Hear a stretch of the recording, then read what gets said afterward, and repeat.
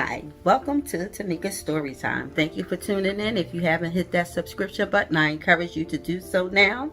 If you haven't given me thumbs up, please do, and hit that notification button so that you can get that next video coming up. But this particular story that I'm going to share with you today is a bittersweet one because it's talking about Steve McNair. Steve McNair was a phenomenal football player who ultimately lost his life, was taken from him on July 9th, 2009 by his girlfriend.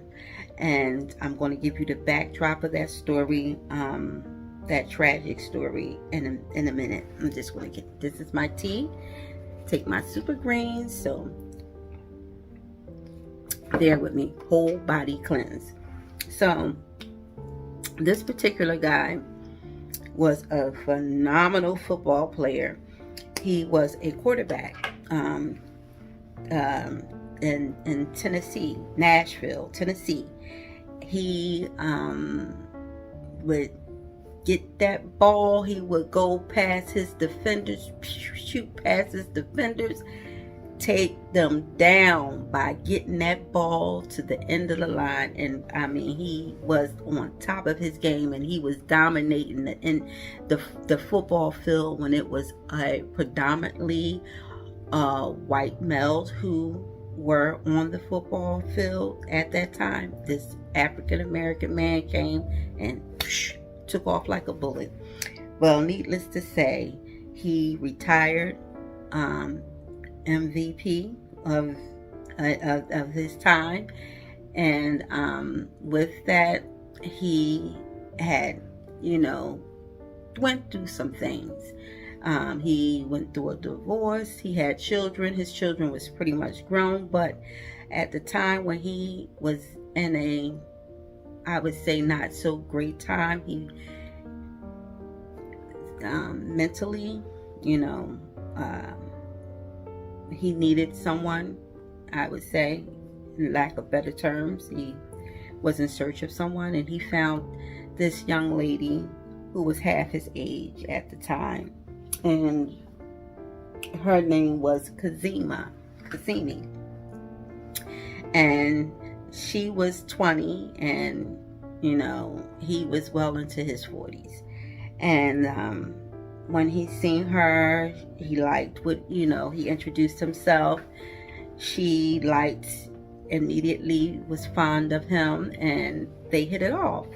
And they started courting each other.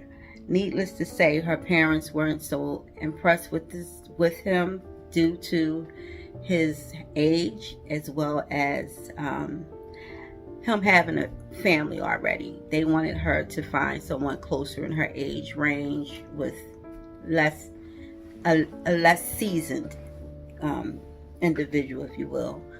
But that didn't stop her. Of course, that she continued to go on with their relationship and falling more in love with this man as time went on. He showered her with gifts and treated her like a princess, and she was head over heels. And she was so head over heels with him that she wanted to move in with him, but he wasn't quite there yet. He wanted her to maintain her own place. But her roommate ended up moving out of the condo that she was living in, who was helping her split the bills. So she was really in a really bad spot. So she didn't want to go home to her parents, and she wanted to be with Steve. And he had his own place. He lived in his own apartment, but again, he bought her a vehicle, a brand new SUV Cadillac, for her to get around and get to and from work. But he wanted to maintain his independence, his own place, and have her maintain her own place. That was the understanding. However, this seemed to take over her mental because she couldn't get past the fact that he did not want to move forward with her moving in with him. And unbeknownst to him, this was really eating at her, and she became suspicious of him seeing someone else, and that was the apprehensive that he had of her moving in with him. Although she had a key to his place, that wasn't enough for her.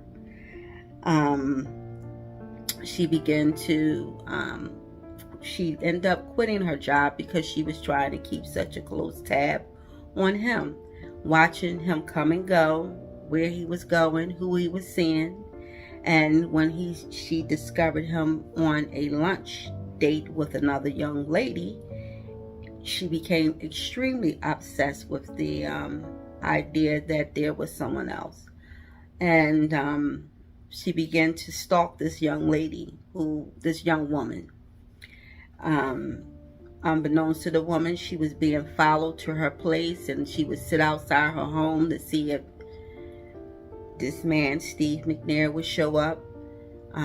She would follow this woman and see where she was going to make sure that she wasn't in contact with Steve McNair.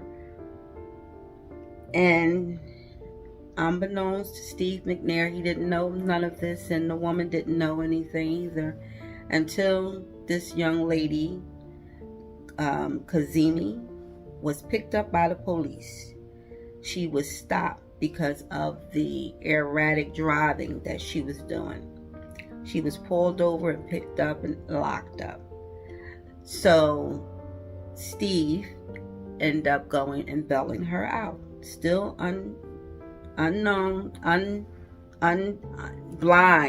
blinded by what she was doing, her actions and stuff.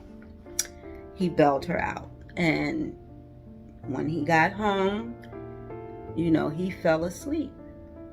And it was at that time that this woman had purchased a gun, bought a gun from someone, and she went back into the apartment where he was sleeping, laying on the couch, and she shot him in his head as he slept.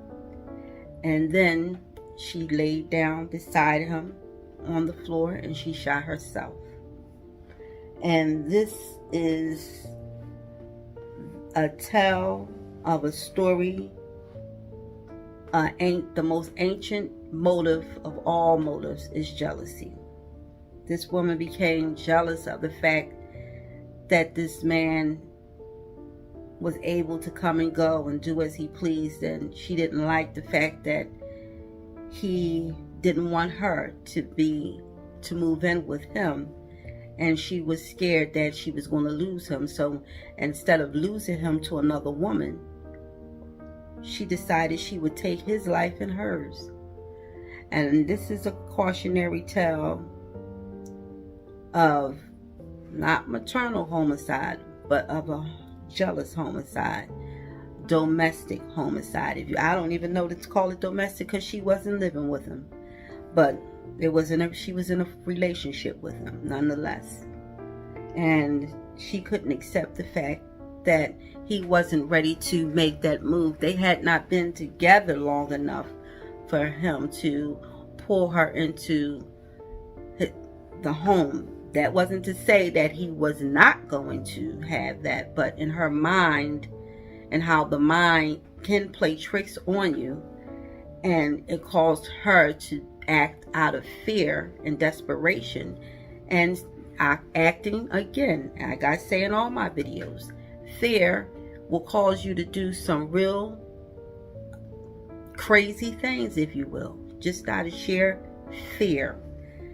Think before you react. This is a cautionary tale of how important it is to think before you react, because if you don't, you're going to end up destroying yourself, and it's not even necessary, or maybe not even the case of what you think that it is. That woman that he was seeing was an old friend of his. That woman had nothing to do, but thank God that she didn't attack this woman but she followed this woman. Had she not talked to the man, she would have found out. Had she not let time reveal itself, she would have found out. But instead, she just decided to take action into her own hands and to end his life and her life. Destroy two wonderful lights, if you will. Put out two wonderful lights, because I'm sure that she has something to offer this world outside of what she had given in her short time. Much more I'm sure she had to offer, and as well as Steve McNair. He was a wonderful person, a wonderful human being. He was a father. He was a champion, if you will, on so many terms. By all accounts, this man would give you the shirt off his back. He would treat people that was in the restaurant. If he was there, he would pay for their food. This man had an impeccable reputation in his community and as well as his career, and it was taken out so carelessly and so senselessly because of a woman's jealousy and fear. So I give this story as a cautionary tale of, don't allow. Jealousy is an evil god. It serves no good but to seek, conquer, and destroy you. And that's a seed, that's a demonic emotion. Jealousy. You have to shake that. When you feel yourself being jealous of someone and jealous of what the situation is, that's the time to speak up. That's the time to make that clear, so that you can get what you're looking for. You can get some resolution, some resolve, if you will, so that you don't destroy your life and someone else's life because you're reacting out of fear or jealousy, because jealousy creates fear, and fear creates damnation, because you doomed the moment you act on that. But fear, that's a different thing. That can go both ways. That can save your life or take your life, or you know. But jealousy can do only one thing: destroy your life. Point blank. Period. Destroy your life, because when you're jealous, you're going to end up doing something to someone you love that's going to ultimately destroy you, and you can't allow that. So when you're feeling jealous towards a spouse or to what a spouse is doing, make it clear. Say, look, I'm feeling some type of way in XYZ, and I had did XYZ, and you need to know this. I'm reacting on my concerns, so hear me out.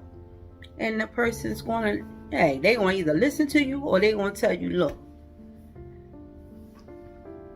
get over it. Or, hopefully they won't tell you to get over it. Just get over there, help you get through it. You understand? That's the most important thing you can do with a person that is feeling those emotions and making it clear. You have to work with them through that. So I have dealt with jealousy on more terms than one. So I'm very aware of that emotion. It has gotten me into a lot of trouble. Not because I've been a jealous one, but because the jealousy has come from my partner. And they have become very violent because of their jealousy. And they want to attack. And it ended up causing them to lose the very thing that they trying so desperately to hold on to. So it never wins. It's more detrimental to the person that's harboring it than anything. And you will do harm to somebody that you love because of it, and you don't want that. And it's always too late because the damage is done. So I say, be aware of your emotions, be conscientious of your emotions, and be okay to speak on your emotions, and speak to the person who you need to be speaking to, or you speak to someone who you feel as though can give you the best advice and give you something that can help you overcome what your emotions are. and what you're experiencing and what you may feel or think is going on. Because this is something that could have saved 2 wonderful people's lives. And we know one person for sure who life could have been saved had that person just spoke out and reached out to someone.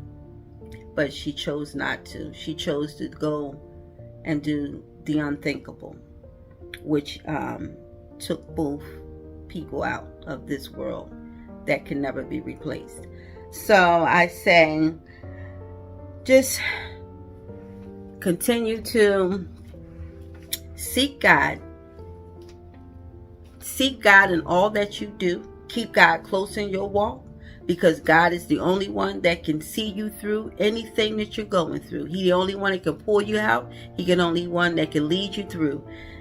He is the way, the truth, and the light. Seek God in all that you do. But come back and seek your girl so you can get more story time, because I got more stories to share with you.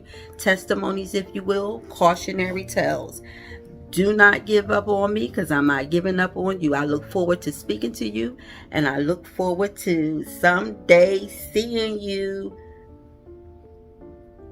Peace.